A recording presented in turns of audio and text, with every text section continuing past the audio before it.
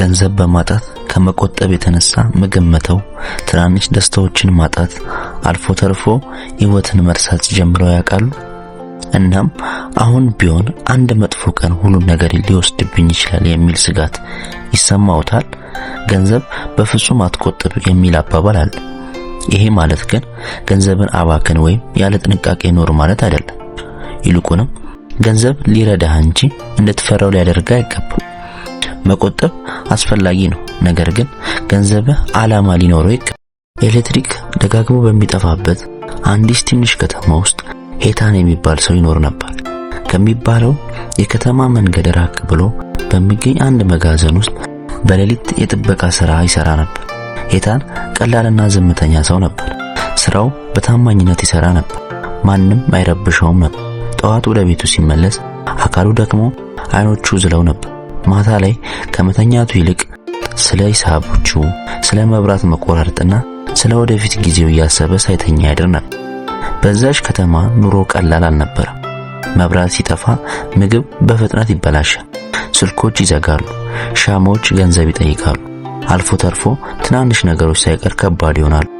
አንድ ምሽት ሄታን ከባለቤቱ ሚያ ጋር እና ከትንሽ ልጁ ሊዮ ጋር እራት እየበላ ሳለ መብራት ጠፋ።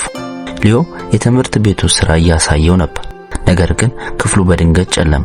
ሚያ አንዲት ትንሽ ሻማ አበራችና በረጅሙ ተነፈሰች።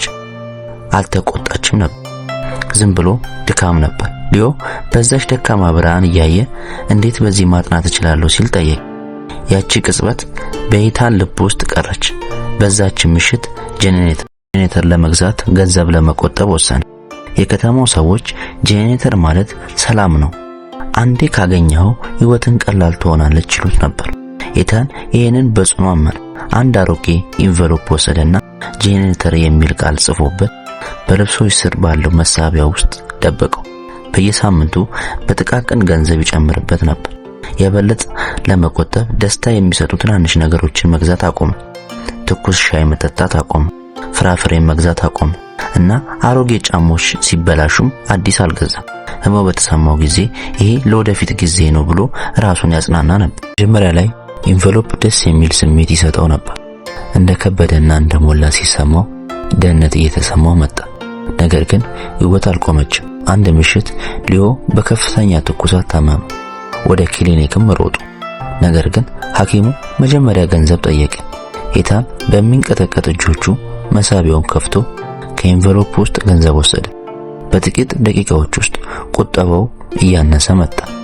ሊዮ ተሻለው። ሄታን ግን እፎይታ ከመሰማት ይልቅ ፍርሃት እየተሰማው መጣ። ከዚያም ብዙ ሳይቆይ የቤት ኪራይ በትንሹ ጨመረ።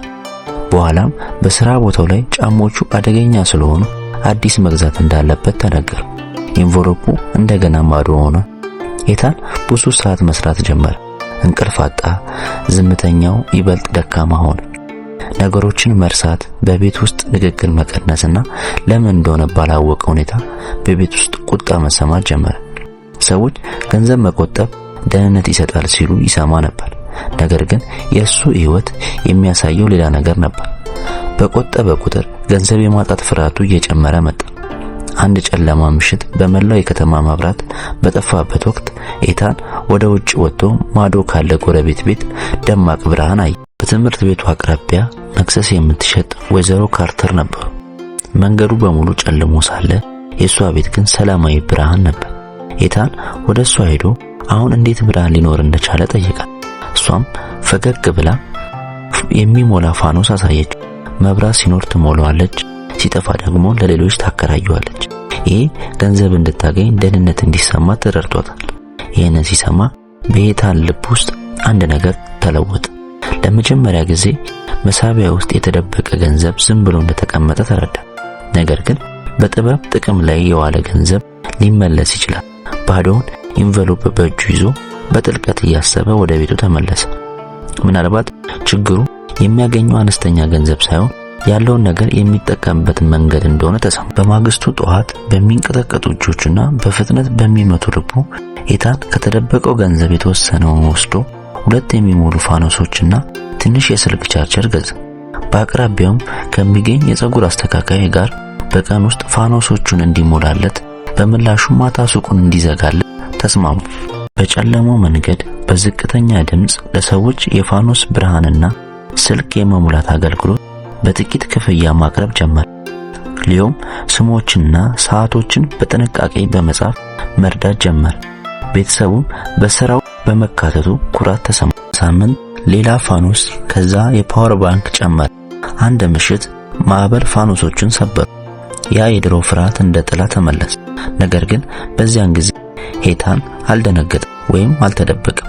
ካገኘው ገቢ ላይ ፋኖሶቹን ጠገነ። ከወራት በኋላ ትንሽ የፀሐይ ብርሃን ኃይል ሰብሳቢ ሶላር ፓኔል ገዛ። መብራት እንደገና ሲጠፋ ቤታቸው ብሮ ሞቅ ያለ ነበር። መቆጠብ ብቻ ሕይወትን ሊጠብቅ እንደማይችል ተምሬያለሁ። ነገር ግን ያለህ ነገር በጥንቃቄና በድፍረት በዓላማ መጠቀም ፍርሃትን ወደ ብርሃን ሊቀይር ይችላል።